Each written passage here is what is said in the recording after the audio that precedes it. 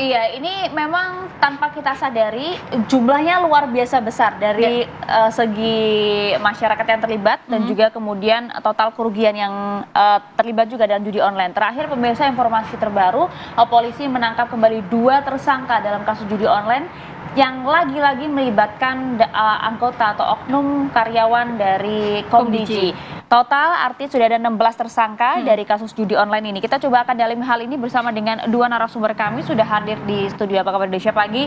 Selamat pagi, ini ada hadir bersama kami Irjen Purnawirawan Arianto Sutadi, penasihat ahli Kapolri. Selamat pagi, Pak Arianto. Assalamualaikum. Waalaikumsalam. Dan juga sudah hadir pula di sini ada Prof. Henry Subiakto, mantan staf ahli Menkominfo, termasuk juga sekaligus guru besar Universitas Erlangga. Assalamualaikum, selamat pagi. Selamat pagi. Assalamualaikum. Waalaikumsalam. Ini juga sudah terhubung bersama kami nampaknya ya. Ini ada Bang Dev Laksono, Wakil Ketua Komisi 1 DPR RI, fraksi Golkar. Selamat pagi Bang Dev. Pagi, Assalamualaikum Bang Dev. Selamat pagi, gimana kabar? Sehat? Baik, alhamdulillah. Sehat semua. Terima kasih Bang Dev telah bergabung. Ya, saya langsung mau ke Prof. Henry. Prof. Henry, Anda kalau bisa kita lihat kan 15 tahun menjadi staf ahli Menkominfo, kemudian ya ini marak baru akhir ini kemudian diungkap ada belasan kemudian oknum dari Komdiji yang terlibat yang harusnya kemudian memberantas justru membina para judol ini. Apakah sebenarnya Anda sudah mengetahui ini sejak lama berada di dalam? Pertama, kita harus memahami problema yang sekarang muncul isu judi online ini ada 2 peristiwa hukum. Satu peristiwa pertama adalah membiarkan informasi elektronik yang merupakan judi online itu tidak di take down. Padahal Undang-Undang ITE pasal 40 ayat 2A itu mewajibkan pemerintah itu wajib mencegah peredaran informasi elektronik yang melanggar perundang-undangan. Bukan situsnya tapi iklannya juga harus ya? Sebentar, saya jelaskan dulu. Jadi yang melanggar perundang-undangan harus dicegah. Itu termasuk apa yang melanggar perundang-undangan? Judi online melanggar undang-undang nggak? Iya, karena pidana dilarang kan. Nah, maka harus di take down. Nah, ketika kemudian itu jumlahnya ribuan tadi, bahkan puluhan ribu situs itu, bahkan bisa lebih, jutaan situs, maka berarti apa? Pemerintah tidak menjalankan amanah Undang-Undang nomor 19 tahun 2016, pasal 40 ayat 2A. Karena wajib itu, pemerintah tuh wajib mencegah informasi elektronik itu. Dan di pasal 40 ayat 2B-nya, pemerintah punya kewenangan untuk memutus akses alias mempunyai kewenangan untuk take down. Pemerintah itu siapa saya tanya? Pemerintah itu presiden, dijalankan dibantu oleh menteri, begitu kan? Nah, ini amanah undang-undang kemudian dilaksanakan oleh sebuah tim. Dan kita lihat yang ditangkap itu anak muda-muda semua. Anak-anak muda semua. Saya yang sebagai yang pernah di situ, loh, kok saya nggak kenal sama anak-anak muda itu? Mosok sebuah amanah undang-undang dijalankan oleh anak-anak muda? Ini ada persoalan nih. Dulu waktu saya masih di kementerian, staf ahli aja nggak bisa itu mempengaruhi tim itu, atau minta supaya ini take down, ini melanggar hukum karena saya saya kan staf ahli bidang hukum, nggak bisa. Sekjen aja nggak bisa. Yang tahu persis dan punya kewenangan tuh menteri. Mereka ketuanya itu kepalanya yang bagian memutus akses tuh hanya Pak Menteri atau Dirjen. Itu. Nah, ini sekarang terjadi. Jadi peristiwa pertamanya adalah membiarkan konten-konten judi itu ada di medsos. Maka yang terjadi adalah banyak orang nggak tahu ini judi atau bukan. Kadang-kadang ada mix antara judi dengan game, kan begitu kan? Orang-orang yang nggak paham, selebritis, YouTuber menganggap ini dapat duit untuk endorser game, ternyata judi, kan begitu. Prof, tapi kalau melihat di dalamnya saat zaman Prof masih di dalam ini, yang menangani dari judi online ini tim apa? Karena kan kita melihat belum ada satgas yang dibentuk oleh Presiden Joko Widodo saat itu di tahun 2024 bulan Juni. Sebenarnya gini, ada tim yang namanya untuk meng-crawling data-data atau informasi yang ada di media sosial atau di internet yang melanggar perundang-undangan. Karena ini amanah undang-undang kan. Tim crawling ini memang sudah ada sejak dulu. Dulu sebelum ada Undang-Undang nomor 19 tahun 2016 pun sebenarnya sudah ada, karena memang pemerintah itu kan tahu bahwa di dunia online itu banyak sekali yang namanya pelanggaran-pelanggaran itu. Pornografi juga termasuk yang melanggar perundang-undangan, kan begitu kan? Penipuan, jangan lupa penipuan itu juga wajib di take down. Kemudian ini salah satunya adalah Judi yang online. sekarang baru ramai adalah judi online. Problemanya adalah judi online-nya masih banyak sampai ribut ini. Penipuannya juga masih banyak. Yang ketiga adalah perjudian. Pornografi.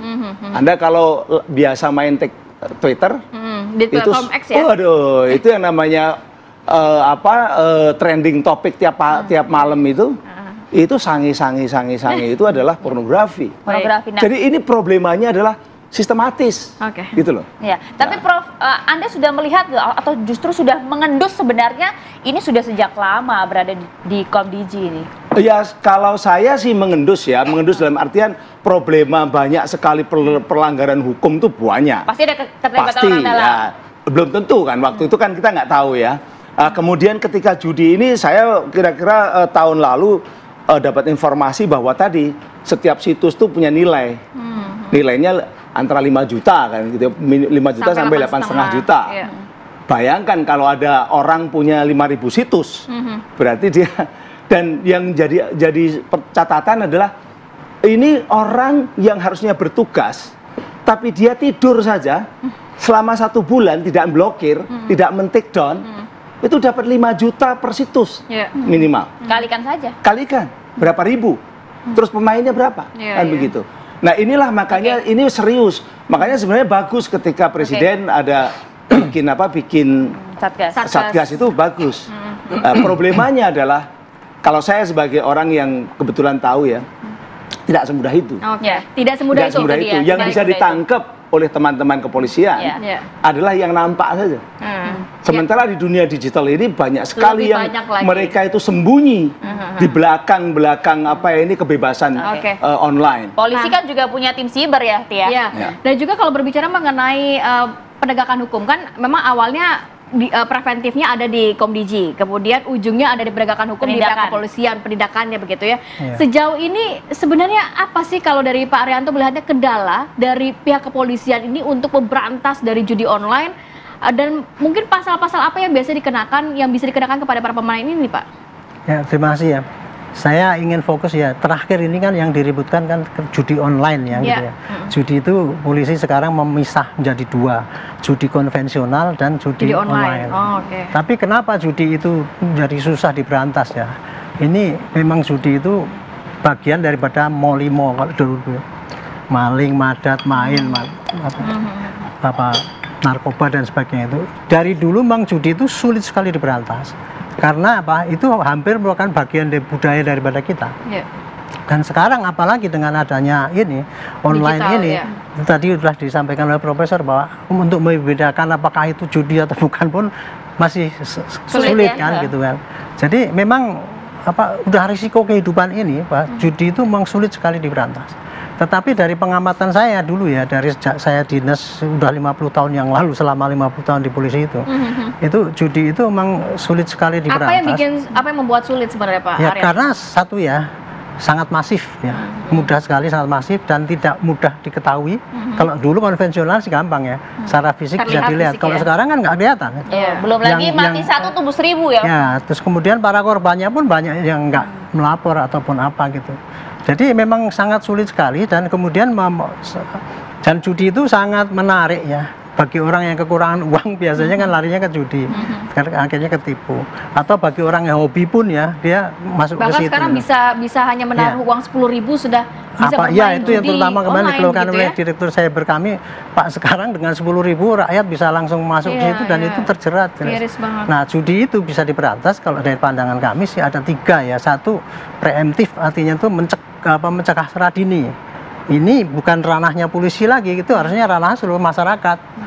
Jadi mencegah secara dini, pendidikan bahwa ini pengetahuan, literasi dan sebagainya, bahwa judi itu merugikan dan sebagainya. Kemudian yang kedua adalah pencegahan ya, preemptif, itu domainnya Kominfo tadi, karena dia yang kalau preemptif itu caranya kan men-take down ataupun melacak siapa ini, kemudian kalau ada di take down, kemudian atau di blokir atau ditangkap dan sebagainya. Nah, terakhir adalah represif.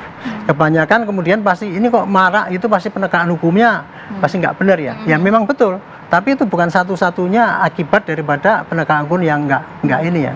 Nah, mengenai penegakan judi ya, saya ada dari kajian saya selama saya dinas itu ya, judi itu menjadi marak ya. Nomor satu, apabila terjadi pembiaran terhadap judi itu oleh aparat. Nah, pembiaran itu bisa macam-macam sebabnya. Ada yang karena tidak tahu, ada yang karena sengaja, karena aparatnya itu ikut-ikut membiarkan gitu. Dan kemudian ada yang tergiur oleh sesuatu juga. Iya, jadi banyak sekali penyebab itu terjadi pembiaran itu.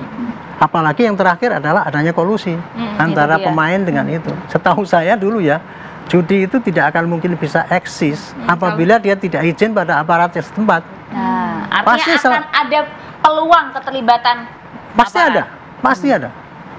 Dulu, sekarang itu Kominfo kan masuk situ kan, dia ngawasin. Tapi karena ya itu tadi iman tergoda gitu dan nggak mudah akhirnya kan dibiarkan aja itu. Nah, pembiaran itu tadi ada dua, ada sengaja, nggak sengaja, atau tidak tahu, atau memang kurang sarana, kurang apa dan sebagainya.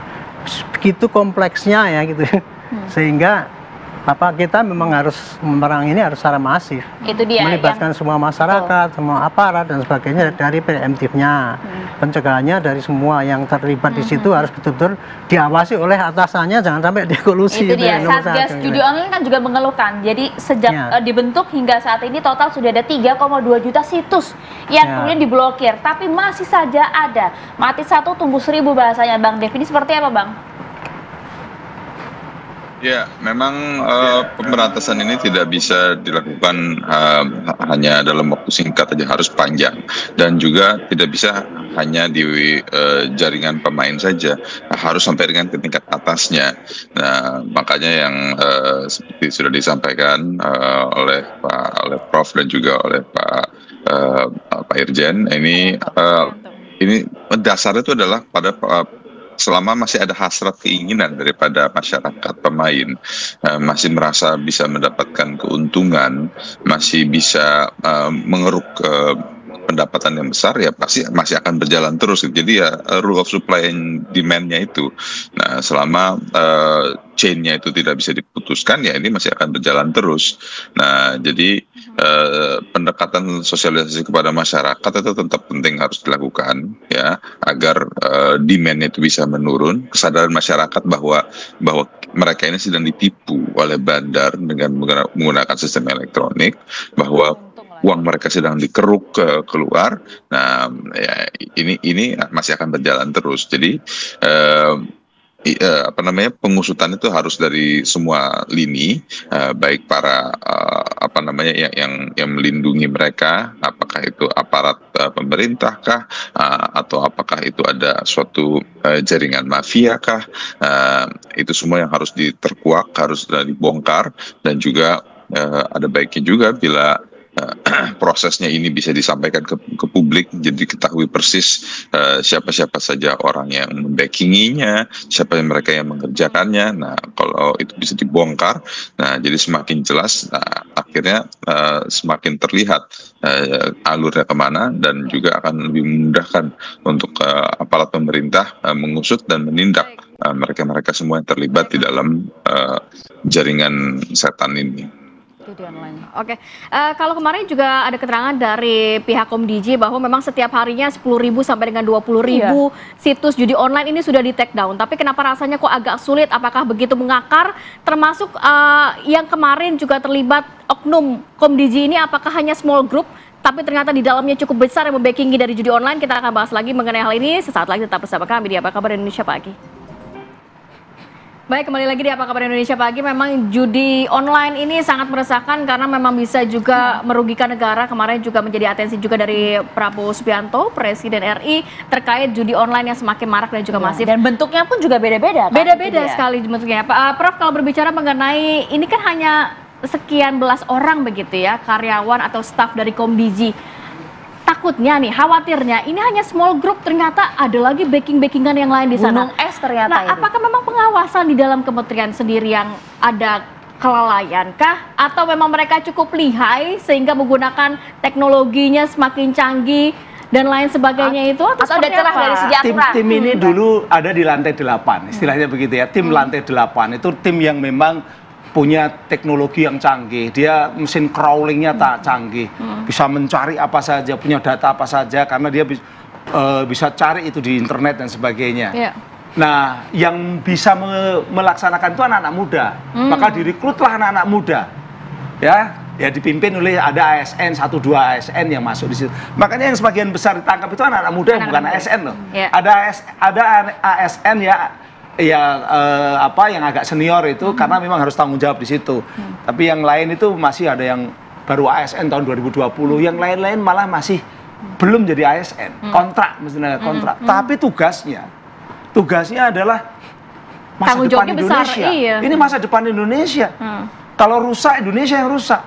Karena yang namanya orang belajar, anak-anak kita belajar itu semuanya lewat internet. Dipasrahkan kepada tim ini, lantai 8 ini. Makanya dulu yang punya kewenangan menentukan itu menteri, dirjen begitu. Yang lain-lain staf ahli menteri aja enggak. Tapi tetap ada pengawasan dong. Iya, memang pengawasan ada dari mereka gitu.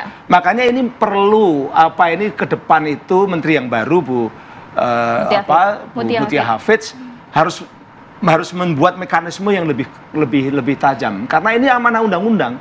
Undang-undang yang bikin ya Pak Dev juga itu. Undang-undang ITE pasal 40 ayat 2A dan 2B. Ini amanah undang-undang bahwa pemerintah itu wajib. Tapi secara regulasi sudah benar, sudah tidak ada yang perlu ditambahkan atau direvisi. Justru ada celah di sana?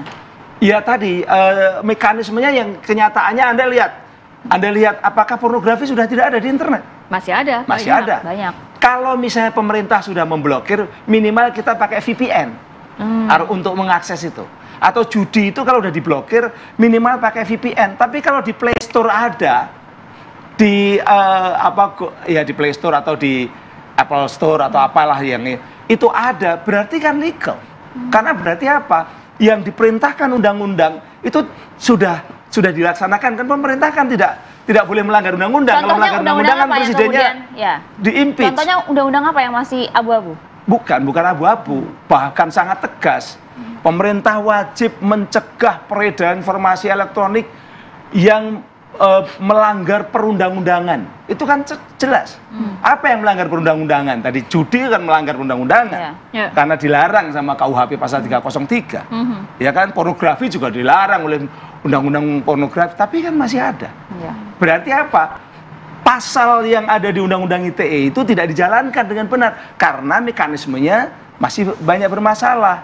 Satu mekanismenya. Yang kedua adalah sebenarnya Indonesia ini boleh dikatakan tidak memiliki atau lemah sekali ya. Saya mengingatkan kepada pejabat-pejabat baru, Indonesia ini lemah sekali memiliki digital sovereignty, kedaulatan digital, lemah sekali.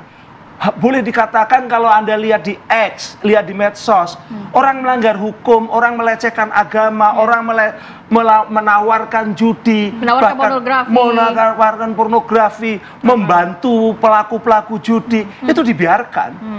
Tidak bisa ditangkap hanya karena anonim. Nah, ketika mau ditangkap teman-teman polisi, datanya nggak ada karena anonim. Anonim ini bisa dibuka kalau servernya ada di Indonesia, kan begitu. Polisi bisa buka, bisa cari. Servernya ada di mana sekarang? Pelaku-pelaku judi ini. Begitu pula juga katakanlah media-media online itu yang katakanlah kayak X atau Twitter itu, di mana? Servernya di luar negeri. Itu dia, polisi harus ke sana. Beda. Dan hukumnya memperbolehkan server itu di luar negeri. Berarti ini sistematis. Ini problema sistematis negara. Bang Dev, ini problema sistematis negara katanya Bang Dev. Seharusnya kemudian untuk bagaimana kemudian DPR mendorong hal ini untuk bisa kemudian memberantas sampai ke akar-akarnya?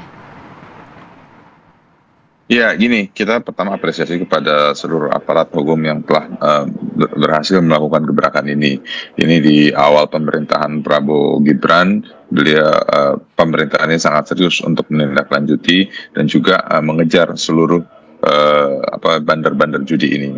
Nah, bila mana di dalam undang-undang itu dirasa masih ada kekurangan, ya kita open ya. Seperti yang dimaksudkan oleh Prof. Henry juga dulu terlibat di dalam pembuatan undang-undang dari mewakili pemerintah dan juga dari kepolisian, dari Kumham pada saat itu, semuanya juga kita juga membuka forum dari lembaga pendidikan, dari tokoh masyarakat untuk memberikan masukan.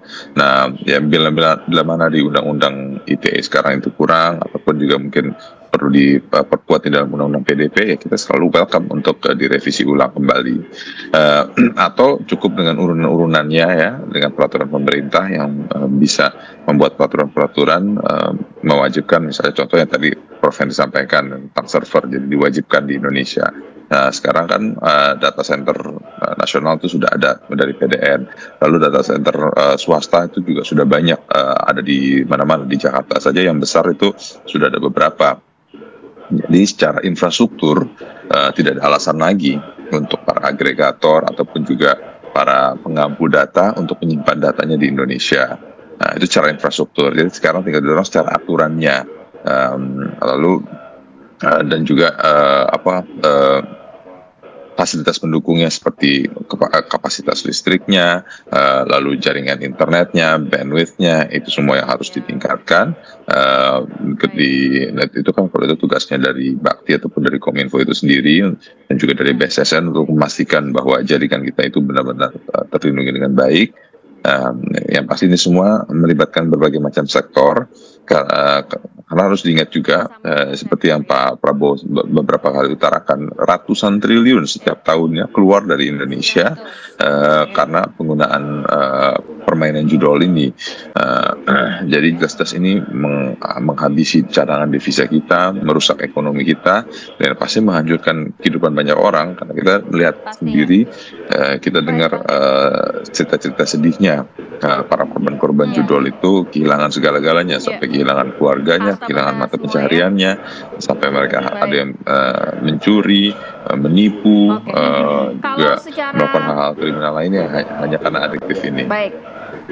Tadi kalau dari DPR, dari Bang Dev sendiri mengatakan kalau secara undang-undang perlu direvisi, kita akan revisi, atau hanya undang-undang turunannya saja begitu ya, mungkin peraturan pemerintah dan lain sebagainya. Nanti saya mau ke Pak Arianto. Pak Arianto, kalau melihat kan apakah sebenarnya ini juga karena kepentok undang-undang atau kebijakan atau penegakan hukum yang kita pakai di Indonesia ini berbeda dengan yang di luar negeri, apakah kita nggak bisa kita trace aja dari uangnya, ini uang-uang dari 11 atau berapa belas staf Komdiji ini dari mana, bandarnya yang mana, kemudian uang masyarakat yang sudah dibekukan nih 1000 situs ini uangnya lari kemana? Follow the money lah ya, begitu, Pak.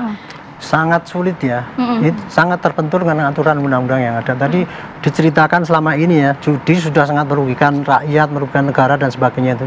Karena sangat banyak sekali faktor-faktor yang tidak memungkinkan kita untuk meng-counter mereka secara tapi kan langsung. Akun-akun bank ini bisa dibekukan dan lain kalau sebagainya. Kalau cuma uang-uang membekukan itu bisa saja, tapi kalau sudah sampai ke luar negeri kita kan nggak bisa ngambil. Seperti tadi dikatakan oleh Profesor, hukumnya kan berbeda. Gitu. Jadi ya sudah hukumnya memang lemah ya, ketinggalan lah. Walaupun sekarang ada kemajuannya dengan adanya ITE itu membuktikan suatu perjudian lewat jendela gampang dibandingkan kalau dulu kan oleh hakim mau tanya dulu mana menguntungkannya apa enggak, itu susah. Sekarang kan sudah ada gampang itu.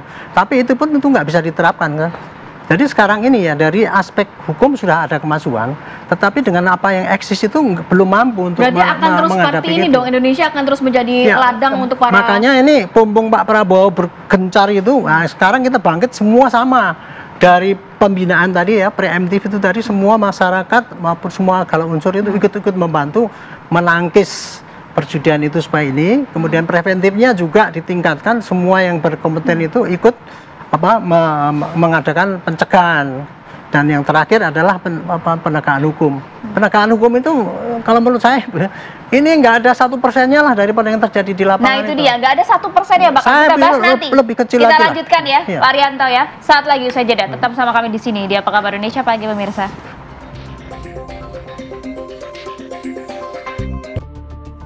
Selebgram cantik pemilik akun media sosial CCDAA ditangkap di sebuah kafe oleh petugas patroli cyber Wonogiri, Jawa Tengah pada Jumat kemarin.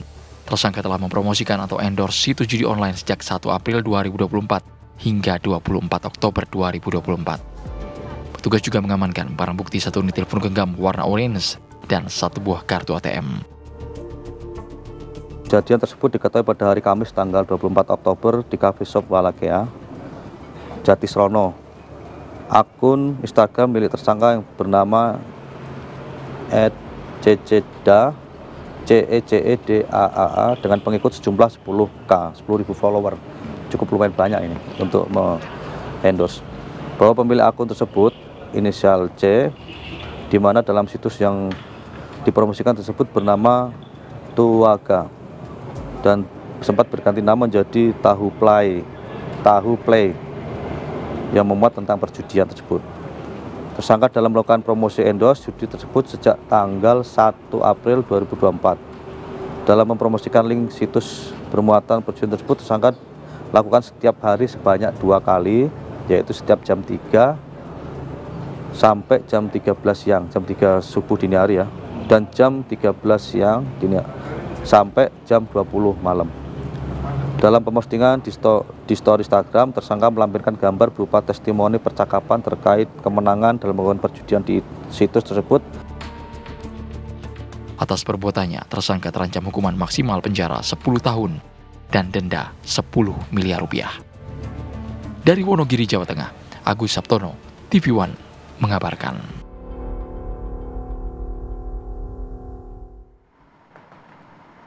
Ya itu kalau kita lihat ya, memang tidak hanya 1-2 saja seperti yang kita tayangkan tadi, tapi sebenarnya banyak sekali begitu ya, kemudian seragam-seragam yang kemudian ditawari untuk mengendorse. Bahkan sebagian besar di antara mereka justru tidak tahu kalau itu ternyata memang akun judi online. Pertanyaannya begini Pak Arianto, kalau misalnya kita lihat yang ditangkap ini kan khawatirnya begitu ya, hanya yang sebagian kecil di bawahnya kroco-kroconya saja, tapi kemudian bandarnya yang kemudian punya wewenang besar ini yang membahayakan masyarakat ini justru tidak bisa ditangkap saja, gitu loh.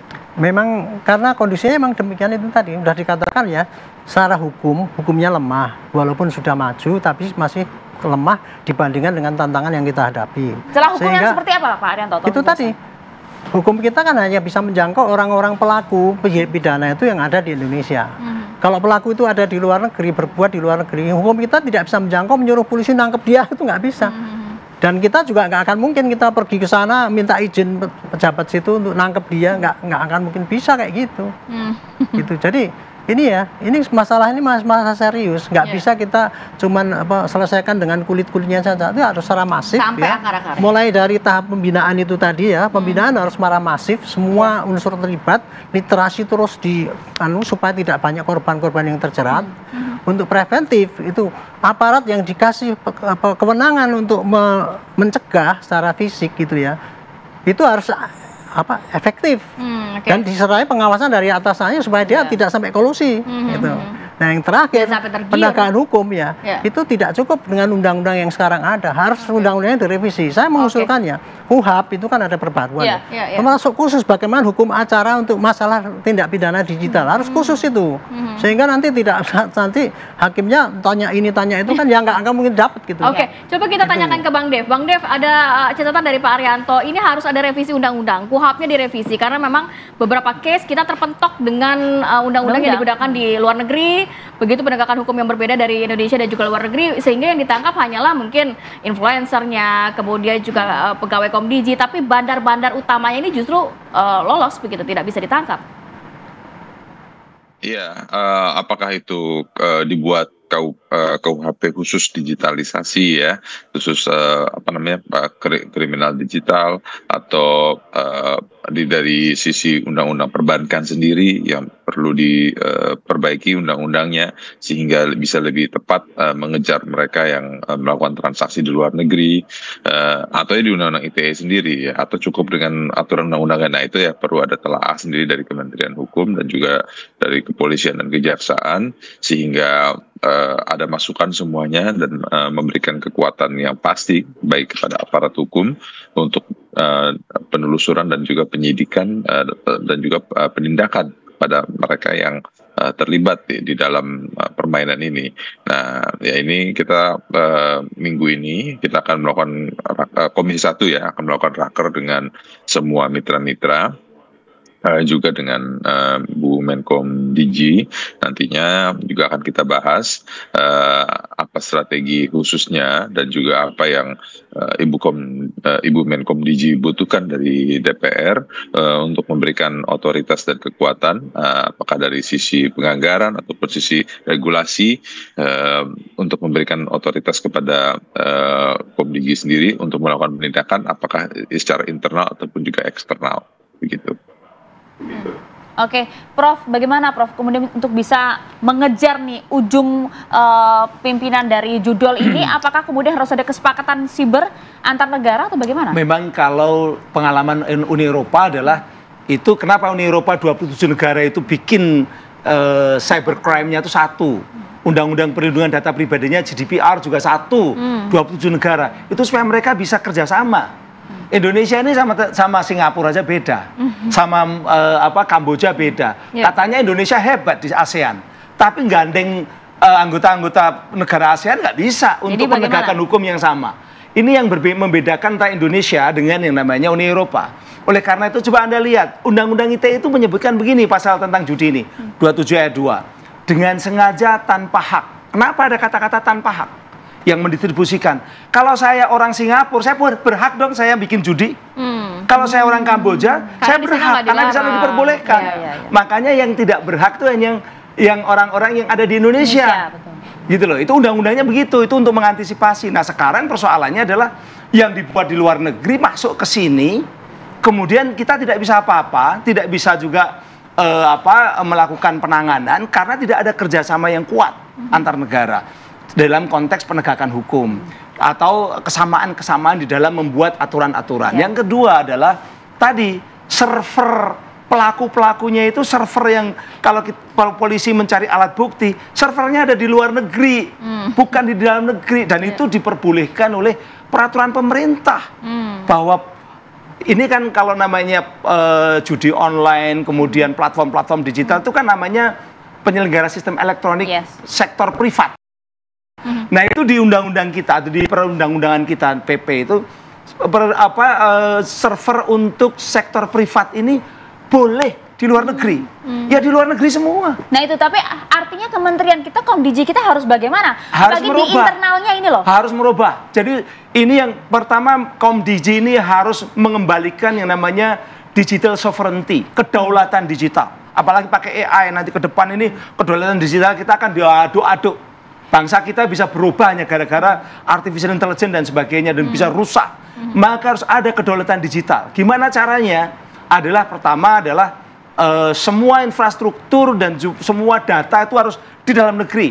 Infrastruktur tidak bisa di dalam negeri ya, mungkin, tapi harus dikuasai oleh negara. Negara harus kuasa kepada infrastruktur. Datanya harus ada di sini. Nah kalau itu sudah dilakukan, maka penegakan hukum akan mudah. Karena apa? Karena dia bisa mengakses kepada alat buktinya yang ada di dalam negeri. Nah sekarang alat buktinya ada di luar negeri, mau ngapain ya? Ditangkap akhirnya ya cuma endorsement. Kalau politisi, kroco. Kalau politisi yang nampak. Ya Roy Suryo yang ditangkap karena salah gitu. Tapi nggak bisa nangkep yang anonim. Tapi ini menjadi PR besar begitu ya? Mungkin tidak dilakukan. Oh harus, bukan hanya mungkin, harus. Kalau tidak bisa berarti pemerintah tidak bisa menjalankan undang-undang ITE. Kita tunggu nanti bagaimana langkah selanjutnya dari pemerintah. Kita pemerintahan ini juga nantinya akan memberantas judi online begitu ya. Terima kasih banyak Pak Arianto, Prof, dan juga Bang Dev sudah hadir pada pagi hari ini. Sehat selalu. Untuk menutup, kita pakai pantun dulu deh. Cakep. Berlayar jauh hingga ke dermaga. Cakep. Melihat indah pemandangan senja. Cakep. Judi online awalnya menggoda, tapi ujungnya hanya buat sengsara. Nah ini juga masyarakat juga harus tahu bahwa Anda yang menjadi korbannya, jadi jangan sampai tergiur oleh judi online. Itu dia. Kalau gitu ada sapi di kandang ternak. Cakep. Kita rehat dulu sejenak. Kita kembali lagi. Pagi.